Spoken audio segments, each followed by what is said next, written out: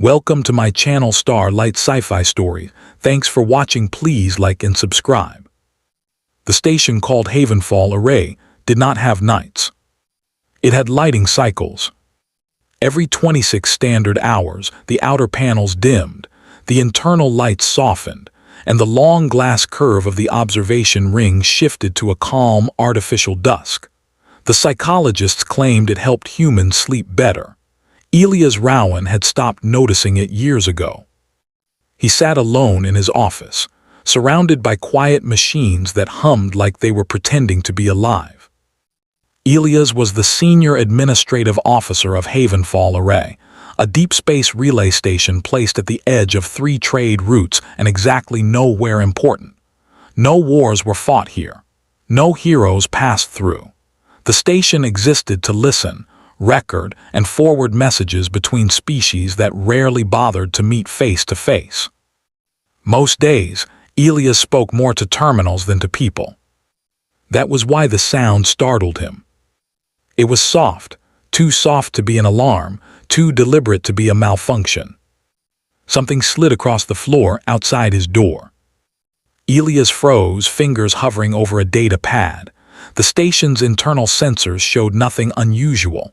No alerts, no visitors logged, no maintenance drones scheduled.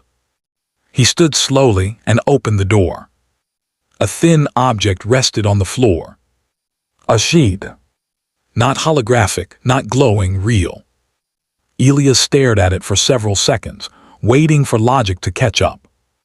Paper, he muttered. Paper was expensive, ridiculously expensive. No one used it anymore unless they were trying to make a point. He bent down and picked it up. The sheet was smooth, pale, and faintly warm, as if it had been held moments ago. No seals, no security marks, just his name written neatly across the surface. Elias Rowan. The letters were careful, too careful, like someone afraid of making a mistake. His throat tightened. He scanned the corridor again, empty. Slowly, he returned to his desk and unfolded the page. The message was short. I have been observing humans for some time now. I cannot determine whether your species is brave or simply unaware of danger. Elias snorted despite himself. Well, he said to the empty room, that's fair. He kept reading. The message continued with strange, precise observations. It described how humans drank bitter liquids to stay awake, how they complained about routine but felt lost without it, how they spoke to machines that could not answer. There was no threat, no demand, no signature. Just curiosity.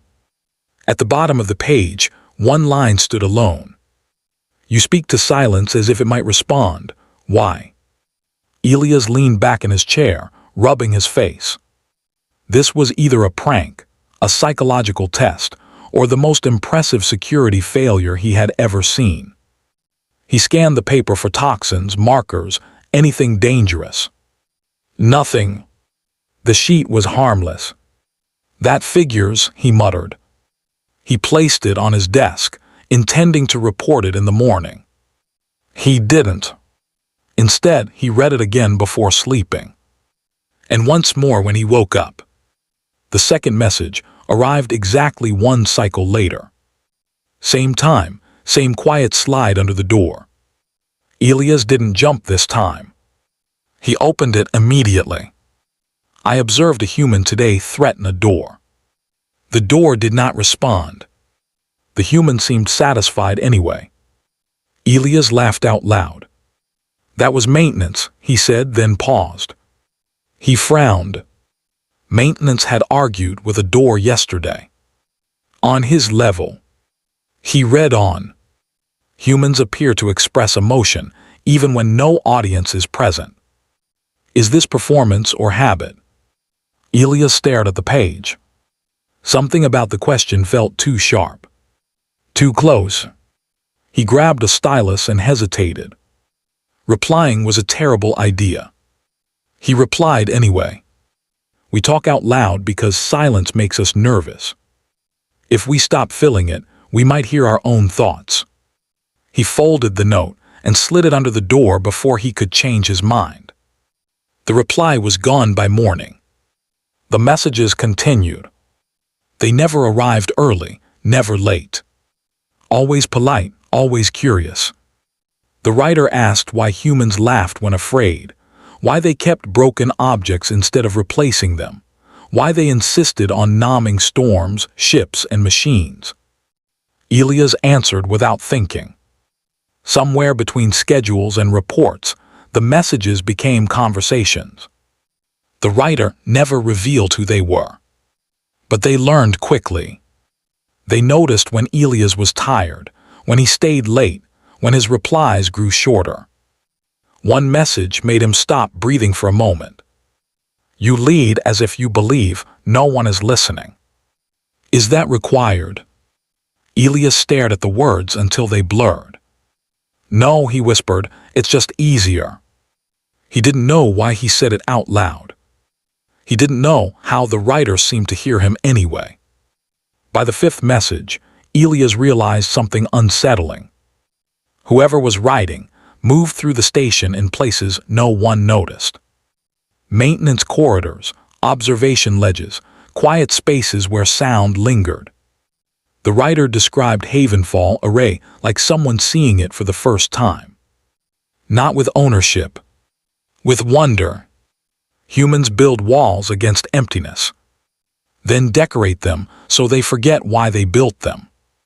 Elias smiled despite himself. That might be the nicest insult I've ever read, he said. He replied with ink this time, real ink.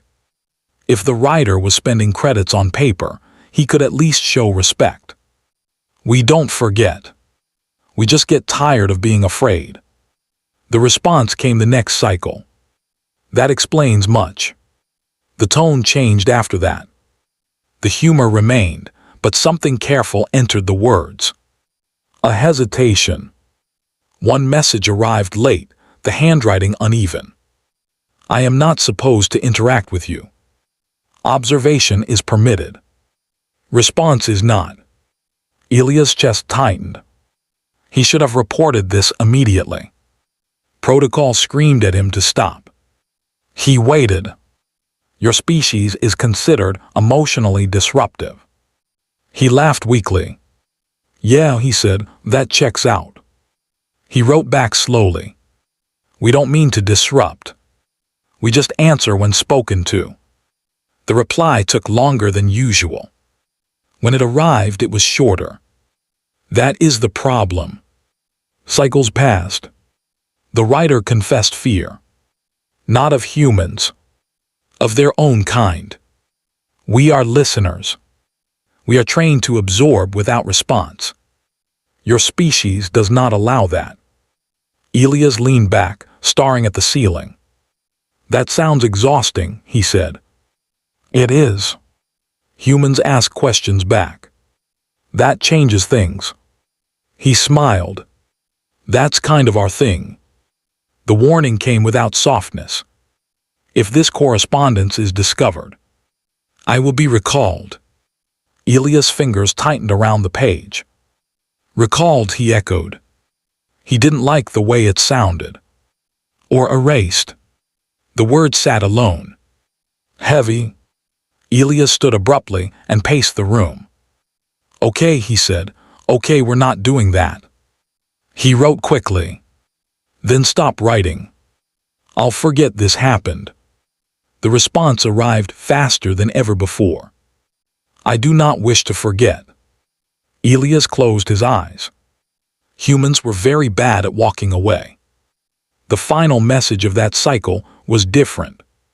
The handwriting shook. I am closer than I should be. Elias' breath caught. Your heart is loud. He looked at the door. Slowly he stood. The lights dimmed into artificial dusk.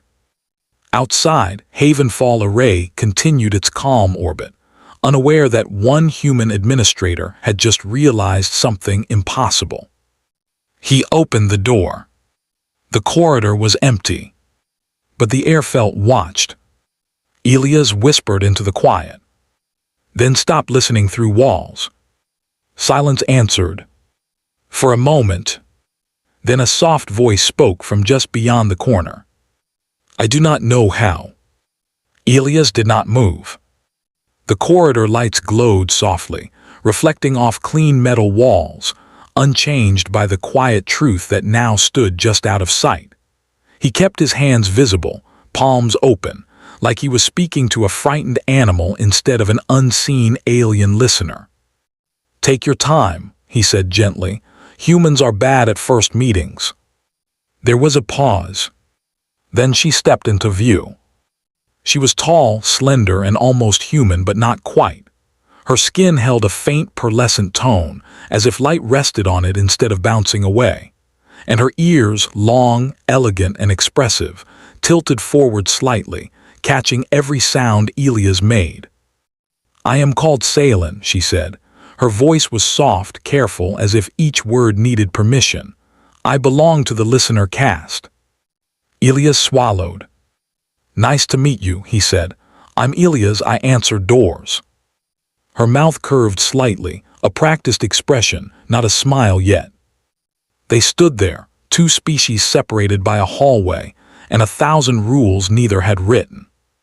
You are not supposed to see me, Salen said. I get that a lot, Elias replied, usually from paperwork. That earned him a real reaction. Her ears twitched, surprise, amusement. May I enter? She asked. Remaining here increases the chance of detection. Elias stepped aside without hesitation. Come in, I promise not to panic loudly. His office looked smaller with her inside. Not because she was large, but because her presence filled the space with attention. Salen's eyes moved constantly, absorbing details. The scattered data pads, the cracked mug on his desk, the stack of handwritten letters he had never hidden. You kept them, she said quietly. Of course I did, Elias replied. I'm human, we keep things that matter. Her gaze lingered on the papers. That is why your species is dangerous, she said, not accusingly. You assign value emotionally, not logically. He leaned against the desk. Logic is overrated, he said. It never helped me sleep.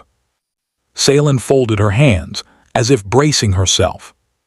My people observe developing civilizations, she explained. We listen, we record, we do not interfere, we do not respond. Except when you do, Elias said gently. She nodded. Humans do not allow silence to remain empty. You speak into it. You expect answers. When none come, you answer yourselves. He smiled faintly. Someone has to. Her ears lowered. That is the problem, she said. When I observed you, I felt something I was not trained to handle. You responded, without knowing you were being studied. So, Elias asked, that's just talking. It is connection, Salen said. Connection is forbidden. They were interrupted by a sharp tone. An incoming priority transmission. Elias glanced at the console and swore softly. That'll be the council, Salen said. They have found me. The room seemed to shrink.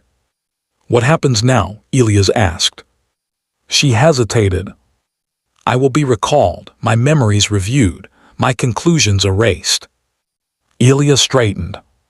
No, he said. Salen looked at him. You do not have authority. I have a voice, he interrupted. That's usually enough to cause trouble. She watched him closely. Humans confront systems directly, she said. That is unwise.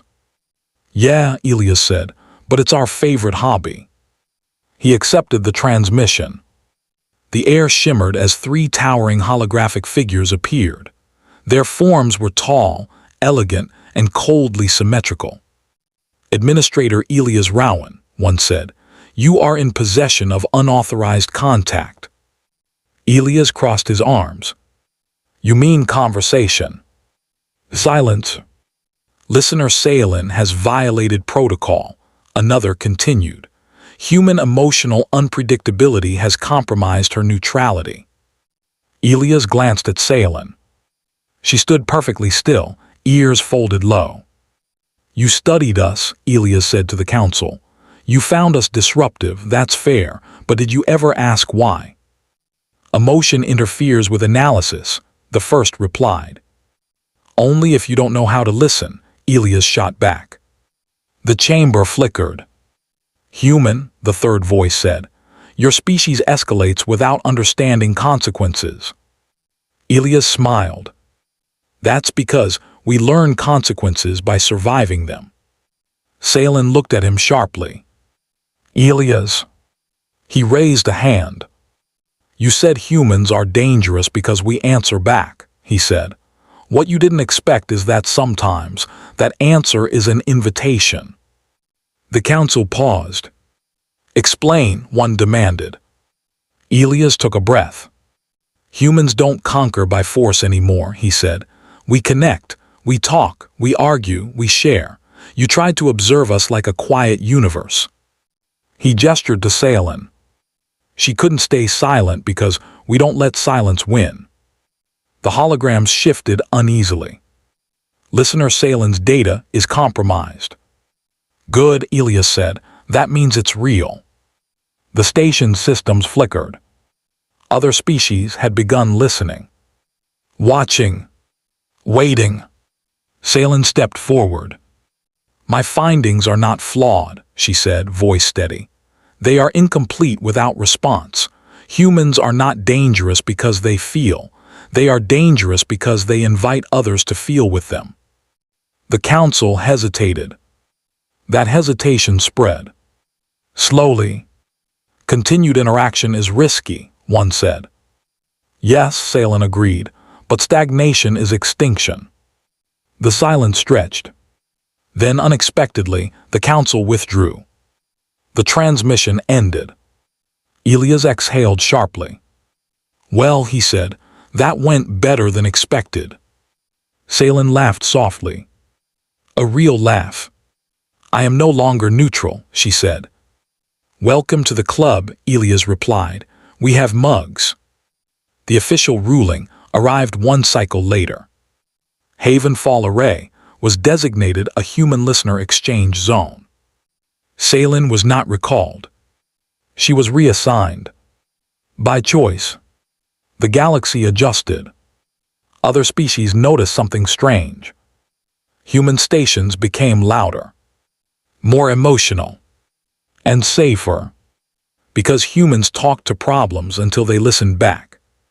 Elias and Salen stood on the observation ring, watching ships pass beyond the glass. I used to believe listening was passive, Salen said. Now I understand it requires courage. Elias nodded. I used to think leadership meant standing alone, he said. Turns out it means answering when someone reaches out. She handed him a final sheet of paper. I believe this tradition should continue, she said. He smiled and folded it carefully. The universe remained vast and uncaring. But humans answered anyway. And this time, the universe listened. End.